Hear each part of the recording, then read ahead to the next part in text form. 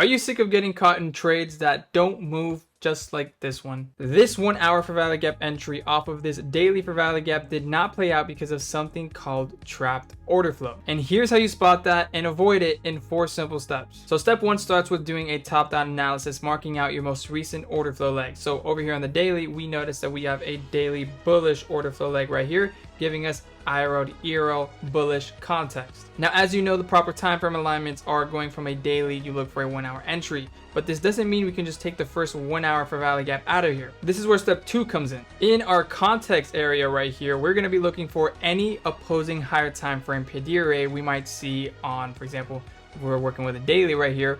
We want to see if there's any 4 hour opposing PD array, because that 4 hour is going to act as potential resistance, and that's where price can get trapped. That is where you might experience 50-50 conditions, because you have both a reason to push higher and a reason to push lower. So when you have 2 different things that can happen, price is in a cage and you don't have clarity. And as we dive down to the 4 hour, we can see that happening right here. We have this 4 hour bearish for value gap that we are coming into, which is exactly why we don't take this 1 hour entry right here, because price is trapped and we are coming into a 4 hour for value gap. We don't want to trade anything right here. And as you can see, this is what happens, and we just start chopping.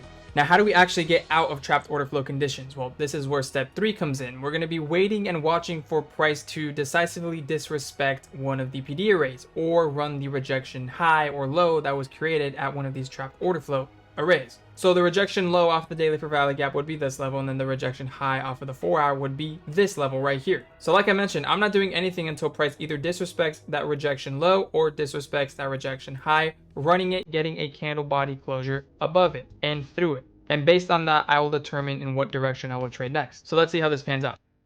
So over here, we swept this rejection low, and we actually came back and closed above this rejection high, disrespecting it. So now I have a bullish bias, and now we have low resistance liquidity run conditions up towards this high. So this right here is a high probability trade setup. You can take that for value gap entry, stop loss at the swing low bodies, and then target a static 2R right there.